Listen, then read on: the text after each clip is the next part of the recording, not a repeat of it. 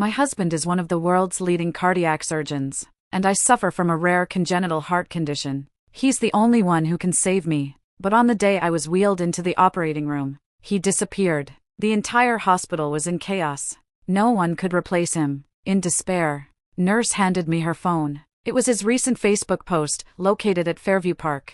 He was dressed in a mascot costume, riding the carousel with his first love, Chloe's daughter. The caption read, "Darling said she wanted Superman, so I'll always be there." I was wheeled out of the operating room and picked up my phone to call my lawyer, immediately release all evidence of his absence from the surgery, liquidate all our joint marital assets. Half will go to a heart disease relief fund, and the other half will be used to sue him for medical negligence. If he could trade my life for a father-daughter bond, then I'd make him pay for his absence with his career and entire fortune. I was wheeled out of the operating room, my body chilling to the bone. The attending physician team gathered around me, their faces full of apology. "Ms.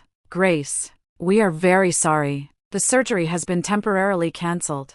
Dr. Marcus, he's unreachable." My heart felt as if an invisible hand had gripped it, squeezing it painfully. The lead surgeon was gone, and my surgery was postponed indefinitely. Just then, Marcus's assistant rushed over and whispered a few words to the attending physician. The attending physician then turned to me, speaking with difficulty. "Ms. Grace, Dr. Marcus just informed us that he will be holding a press conference in half an hour. He says he wants to clarify all rumors about his alleged medical negligence." I almost laughed out loud. I wasn't even dead yet, and he was already rushing to clear his name and preserve his stellar reputation. My phone in my pocket rang with an incoming call from Marcus. I answered the call. There was no hint of apology in his voice, only his usual condescending tone. "I've re-evaluated your condition. It's not so urgent that the surgery must happen today. To mitigate potential medical risks, delaying the surgery is the optimal choice that benefits both the hospital and myself." Listening to his pompous excuse, I felt a wave of nausea. "Optimal choice?" I repeated the words mockingly. "Is playing Superman with Chloe's daughter at the park a better option than saving my life?" I exposed the glaring photo from his Facebook post. "Marcus, you're willing to abandon basic medical ethics and human life just to win back your first love?" A moment of silence passed on the other end of the line, followed by a roar. "Grace, stop making baseless accusations. I am the only specialist in the world who can perform this surgery. You'd better understand your situation. Without me, you won't survive." I listened to his and let out a cold laugh. "Marcus, I've already contacted my lawyer. Full evidence of your medical negligence, including records of how many times you delayed my treatment for Chloe's sake, will soon be made public. Guess what you'll be facing then? Revocation of your medical license, or civil penalties that would leave you bankrupt?" His breathing hitched on the other end. I didn't give him time to react and continued with my ultimatum. "Now, immediately hold a press conference, publicly admit your negligence, and announce your voluntary resignation. Otherwise, your career, everything you're so proud of, will end completely today." No sooner had I finished speaking than the hospital room door burst open. Marcus stormed in, his face contorted with rage, and dragged me off the bed. My phone was violently smashed to the floor. "Grace, you dare to challenge my limits?" Just then, Mrs. Marcus also rushed in. She pointed a finger at my face, publicly berating me in front of everyone. "You bad omen. You're a perpetual invalid. A curse on your husband. Our family must have had 8 generations of bad luck to marry a perpetual invalid like you. And now you want to drag my son's reputation down too? I'm telling you, get out of Marcus's family today." Nurse couldn't stand it and tried to help me up but was roughly pushed away by Mrs. Marcus. A document was flung at my face. It was a consent form, consent to voluntarily forego this surgery and assume all associated risks. Marcus squatted down, forcefully pried open my fingers, and tried to make me sign. "A woman like you, who only relies on illness to gain sympathy, would only bring bad luck even if you died on the street." After saying that, he stood up and prepared to leave. His phone rang. He glanced at the caller ID, and his face instantly softened. "Chloe, don't rush. I'll be right there. You want the most expensive grand piano in the city? No problem. I'll take you to buy it tonight." He made promises to Chloe on the phone, but he didn't even spare a glance for me. His wife, lying on the floor, life hanging in the balance. I lay on the floor, staring at the ceiling, my vision blurred. "Nurse, could you help me pick up that phone?" Nurse quickly picked up the broken phone and handed it to me. I calmly removed the SIM card and inserted it into nurse's phone. I dialed a number I knew by heart. The call connected, and I used all my strength to utter just one sentence. Tonight, I want to ruin Marcus. As soon as I hung up, a multimedia message popped up. It was from Chloe, sent from an unknown number. In the photo, her 5-year-old daughter, Lily, was sitting in front of a brand new grand piano, smiling radiantly. Beneath it was a line of text, "Thank you, Dr. Marcus. He's truly a Superman, better than her biological father, unlike some people who only become a burden to him." I looked at the glaring photo and anonymously forwarded the multimedia message to Chloe's current husband. At the end of the email, I attached the address and contact information for a reputable paternity test center. As soon as I finished, Chloe's phone call came almost immediately. "Grace, you bitch, what are you trying to do?" As soon as the call connected, her shrill voice pierced my eardrums. "You forged photos and emails. Who are you trying to alienate? You even want to harm an innocent child. How can your heart be so malicious?" Listening to her twisting the truth, I felt nothing inside. I was long accustomed to these games. Once, a new female intern around Marcus showed him a little admiration, and Chloe fabricated a harassment incident. She cried to Marcus, saying the girl sent her flirtatious messages and blocked her. Marcus believed her without question, fired the girl that very day, without even bothering to verify it. From then on, I knew that in Marcus's heart, Chloe's words were gospel, and everyone else was just disposable pawns. The ringing of the phone brought me back to reality. It was my lawyer, Ms. Grace, Dr. Marcus's legal team has not only fully denied your accusations but has also countersued you for extortion. Moreover, they have pressured the hospital board and the hospital administration. The hospital administration has decided to suspend all your future treatment resources, cutting off my lifeline. He was truly ruthless. I took a deep breath, hung up the phone, and struggled to get up from the floor. Since the official channels weren't working, I would personally deliver a grand gift, holding the backup of my complaint documents I had prepared long ago. I walked step by step towards the hospital's ethics and compliance office. To my surprise, as I reached the office entrance, I ran into Marcus and Chloe. The moment Chloe saw me, she immediately hid behind Marcus, tears welling up instantly. "Marcus, why is she here? Is she stalking me? She wants to harm me and the child." As she spoke, 2 tears immediately fell. Marcus's anger was instantly ignited. He lunged forward, gripping my neck tightly. "Grace, why are you so vicious? You wouldn't even spare a child?" In my suffocation, I managed to squeeze out a few words from my throat. "I'm here to submit my complaint documents." I didn't spare them a glance, my eyes fixed on the door of the ethics and compliance office.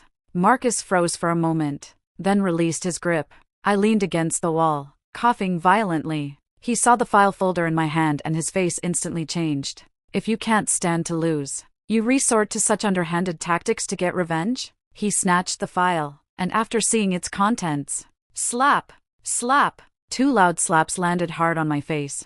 Everyone in the hallway looked over, pointing and whispering about us. Marcus, however, seemed oblivious, tearing the complaint documents to shreds. He then searched my pocket, pulled out the backup USB drive, and broke it in half with force. Chloe, wiping away her tears, fanned the flames from the side. "Marcus, don't be angry. Grace might have been jealous that I'm carrying your child, and she impulsively fabricated these things to frame you." Upon hearing the words child, Marcus's gaze at me grew even harsher. He completely believed Chloe's lies, pointed a finger at my face, and warned me, word by word, "Grace, you are truly cold-hearted and malicious. I warn you, if you dare to harm Chloe and our child again, I will make your life a living hell." He turned to leave, his peripheral vision catching my swollen and bleeding face. Without a trace of guilt, "Those 2 slaps are your lesson. Remember, stay away from her. Otherwise next time, it won't be as simple as just a slap." With that, he took off his jacket, draped it over Chloe, and walked away with his arm around her. I leaned against the wall, slowly straightening myself. He had personally destroyed the last path I left for him. Since he didn't want to leave with dignity, I would ensure he lost all face completely. I looked at the shredded documents on the ground, then turned and walked away. The call connected, and I spoke to my lawyer on the other end. Execute B. Over the next few days, Marcus's Facebook posts became even more frequent. From park to the downtown's most exclusive luxury boutique, he lavished money on Chloe and Lily, buying the latest limited edition handbag and the most expensive jewelry in the store without batting an eye. Chloe also flaunted it without hesitation on her social media. She posted photos of the beachfront villa Marcus had newly bought for her, with every word hinting at her impending status as Mrs. Marcus. The comment section was filled with blessings for her and mockery for me, his legitimate wife. Grace must have been dumped long ago. Just in the way. I heard she has heart disease and is dying. Of course. Dr. Marcus has to find new happiness. I turned off my phone and refocused on the plan. All chains of evidence proving his medical negligence. The online reputation management firm I'd contacted, and the influencers paid to join the fray were all in place. Everything was set. Just waiting for the final signal. I sent the last few pieces of evidence to my lawyer. Once everything is arranged, please file a divorce petition with the court on my behalf. The lawyer quickly replied, understood. Ms. Grace. I recalled the agreement Marcus once forced me to sign. If I committed any marital infidelity or acts that damaged his reputation, upon divorce, I would have to leave with nothing and pay him $100 million in reputational damages. At that time, he had placed invisible shackles on me with this agreement. He thought he could use money and reputation to trap me, but he probably forgot that the premise for this agreement to be valid was for him to have a reputation. Now, his reputation was ruined. This agreement would only become undeniable proof of his humiliation for all to mock. Just as my lawyer's phone call came, informing me that the lawsuit documents were ready for submission, Marcus's call came through. Grace, haven't you played enough? There's a limit to throwing tantrums. Do you think playing mind games like this will force me to compromise? I almost laughed out loud. I had only agreed to his proposal for a stable treatment opportunity. I needed him, the only doctor who could perform my surgery. Nothing more. But in his eyes, it had become a sign of my deep love for him. He probably really thought that women all over the world desperately wanted to marry him. On the other end of the phone, his threats continued. I'm giving you one last chance. Withdraw the lawsuit immediately. Then come here and beg for my forgiveness. Otherwise, I won't just make you leave this city. I'll make you homeless. I glanced at the recording button I had enabled. He didn't even need prompting. He confessed all his crimes himself. For that burden, Chloe, you even missed my surgery. Now you're threatening me again? So what if I did? I'm telling you, Grace, I'll do anything for Chloe and the child. What are you to even argue with me? So, you admit you deliberately missed my surgery because of them, and almost left me to die on the operating table? So what if I did it on purpose? You deserved it. Enough. I hung up and sent the new recording to my lawyer. The time is now. Begin. A notification popped up on my phone screen. Marcus had blocked me. I scoffed, deleted our chat history, and knew it was time for everything to end. 3 minutes later, a message from my lawyer arrived. Ms. Grace. Public opinion has exploded across the internet. The trending topic. Top surgeon Marcus missed his wife Grace's life-saving surgery for his first love Chloe's daughter's birthday. Has reached #1 on all platforms. I looked at the message and replied calmly. Bring all original evidence and the settlement proposal, and meet me at the Medical of the Year award ceremony. Tonight would be Marcus's most glorious moment. All major media in the city would be present to witness him retain this honor, and I would ruin him at the peak of his glory. When I arrived at the venue, I saw Marcus and Chloe standing together. They were chatting and laughing, seemingly unaffected by the online public opinion. He even planned to propose to Chloe on stage during the award ceremony. Chloe saw me first. Her smile stiffened, and she instinctively grabbed Marcus's arm. Marcus, why is she here? Marcus followed her gaze and strode towards me. Grace, you just won't give up. Trying to cause trouble here? I warn you. Today is an important day for me. You'd better behave. Otherwise, you will pay a heavy price for your actions today. No sooner had he finished speaking than my lawyer, accompanied by a live stream crew, appeared behind us. Dr. Marcus, I'm afraid you are the one who will pay the price. I met his startled gaze and spoke, word by word. Just 10 minutes ago, the hospital administration issued a formal suspension and investigation notice to you. Before he could slap me, I grabbed his wrist, and with that, I slammed the agreement he considered his protective charm right into his face. Also, the $100 million in reputational damages you've been dreaming of. We can calculate that now. He saw the trap he had personally set turn into a joke, and his face crumbled. You dare to forge documents? Grace, I'll send you to jail. I ignored him and, facing the live camera behind me, displayed another document. It was an official document with the Chief of Staff's personal signature. Dr. Marcus, your career ends here. Marcus was utterly stunned. He stared intently at the Chief of Staff's personal signature, his face pale. No! This is impossible! Chloe shrieked and rushed forward, tearing the document to shreds. These are all fake. You want to make a spectacle at Marcus's award ceremony. You're so malicious. Marcus seemed to be jolted by her words and instantly regained his composure. Grace, you're incredibly audacious to even forge hospital official documents. Today, as the heir of Metropolitan Group, I declare that you, and your family, will be completely bankrupt. He said this, pulling out his phone to post an all-hospital announcement internally, only to find his account had been deleted. All permissions wiped clean. What's going on? He furiously ordered the department head who was following him. Director, restore my permissions immediately, otherwise, you'll be fired too. Director pushed up his glasses and replied professionally.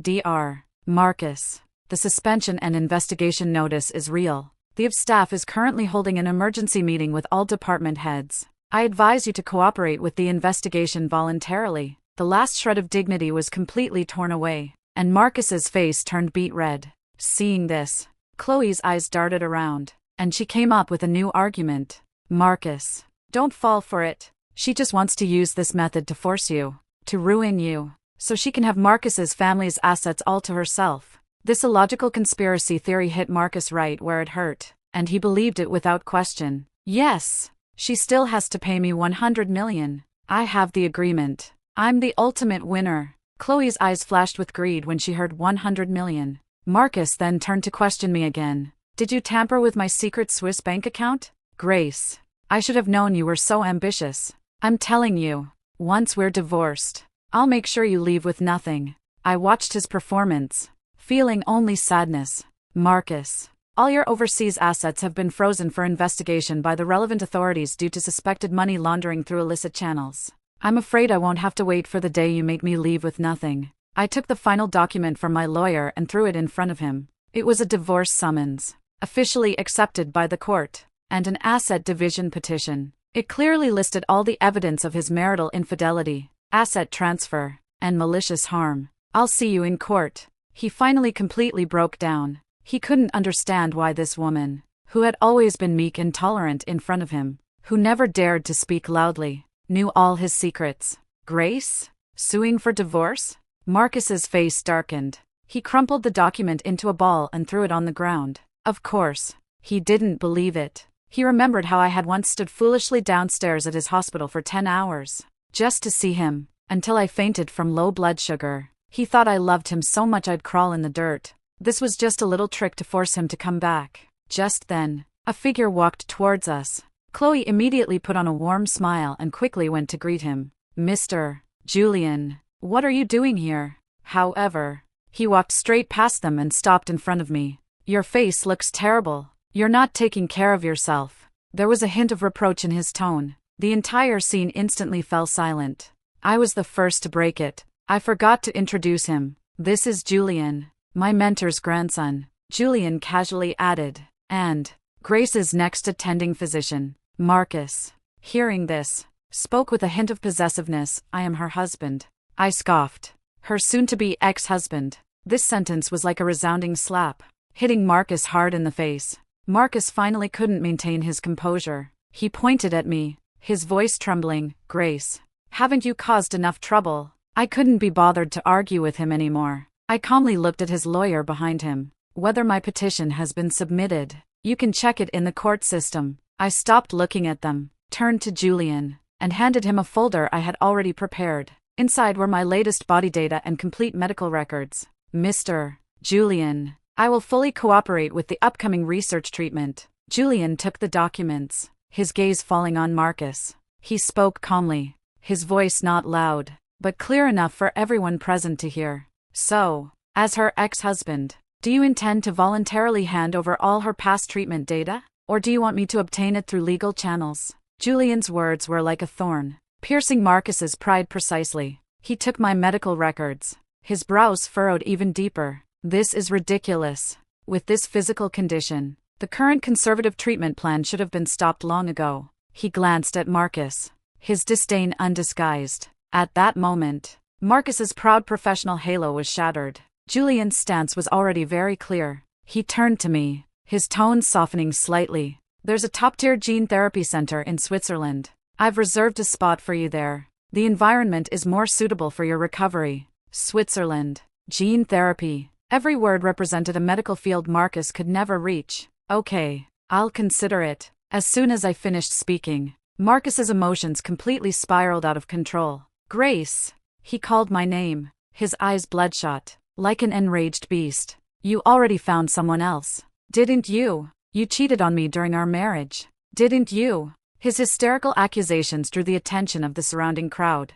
Julian scoffed. Powerless rage. Dr. Marcus, is that your professional demeanor? I looked at Marcus calmly, completely cutting off his last hope.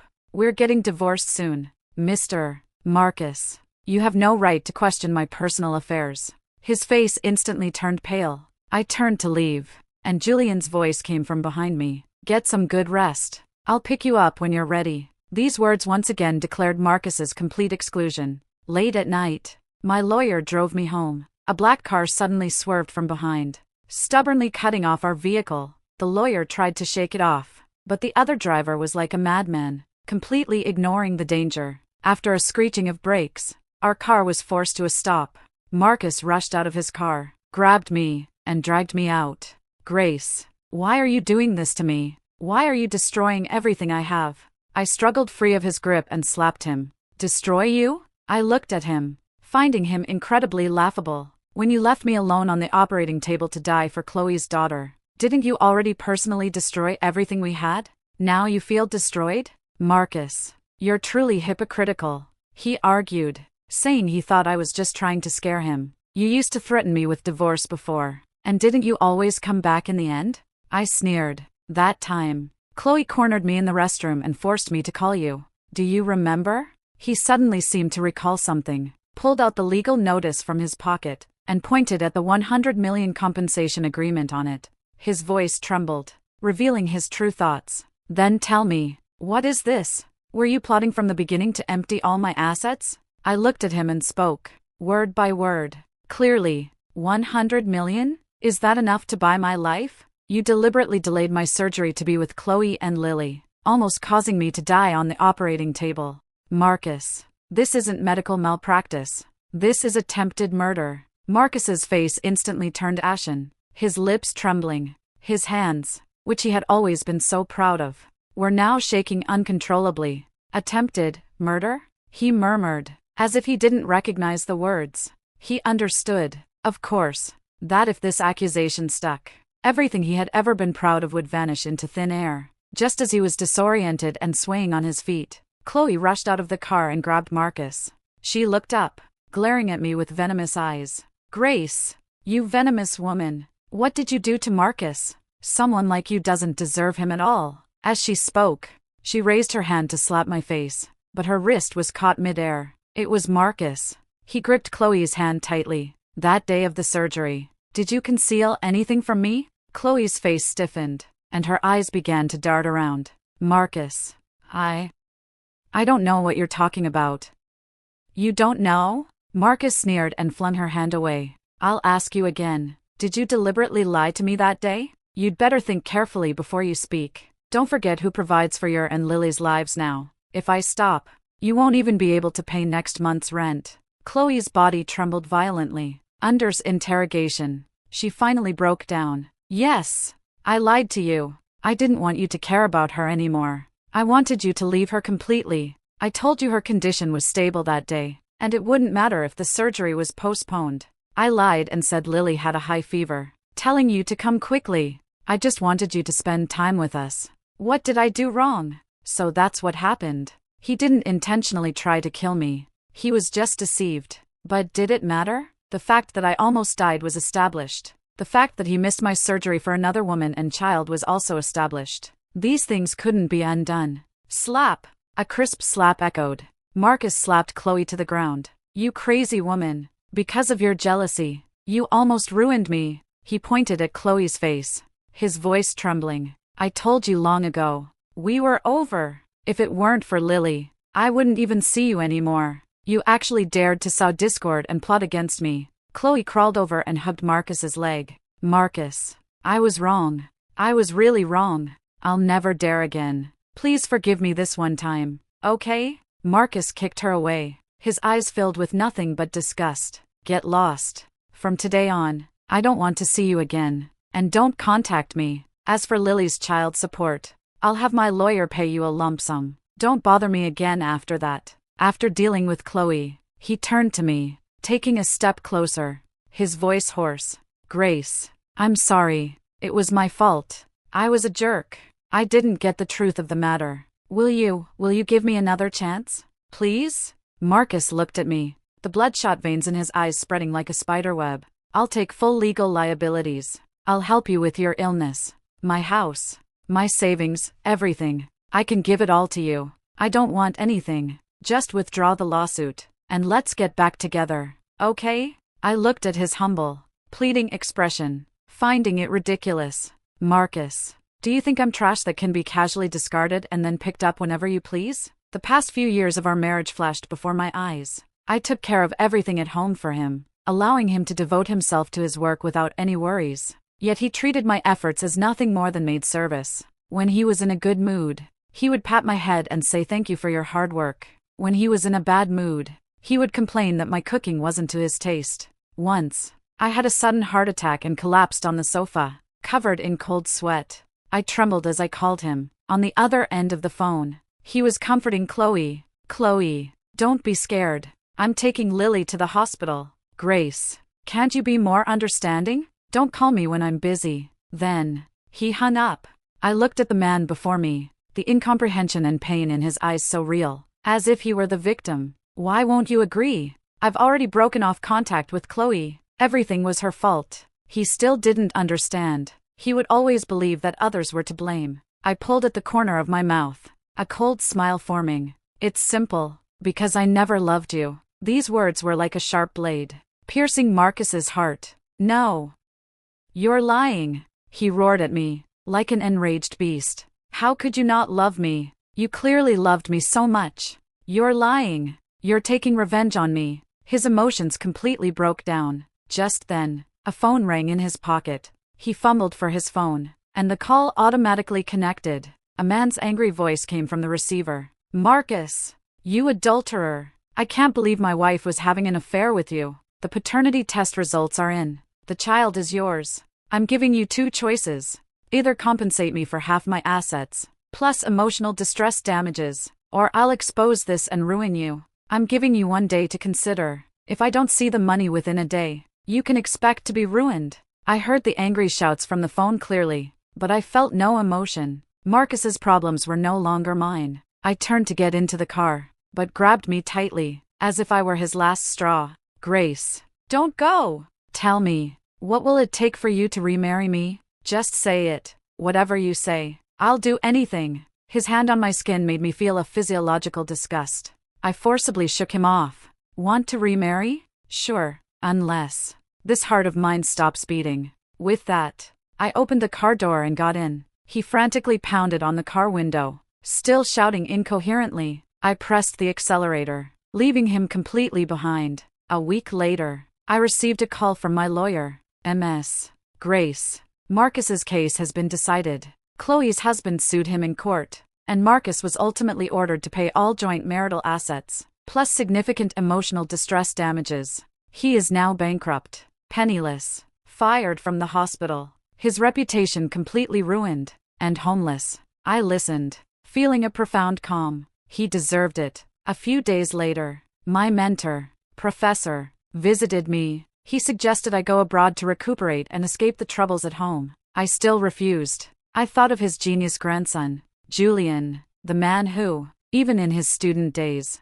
showed almost interest in my rare heart condition. He looked at me not like a living person, but like a perfect specimen. Professor saw my firm stance and stopped trying to persuade me. He then smiled and said, "All right then, I'll treat you to dinner tonight. I'll also introduce you to a friend who can be extremely helpful with your condition. Outside the restaurant, I unexpectedly saw two familiar figures. Marcus, dressed in dirty clothes, was being publicly berated by a woman who looked equally down on her luck. It was Chloe. "Marcus, you loser, do you have any money left? Give it to me." She tore at Marcus's clothes like a madwoman, trying to snatch away his last bit of money. Passers-by pointed and whispered. Under extreme humiliation, Marcus finally snapped. He grabbed an empty bottle from a nearby trash can and smashed it hard on Chloe's head. "Ah!" Chloe screamed and collapsed in a pool of blood. Soon, the sirens of police cars and ambulances blared through the street. The scene descended into chaos.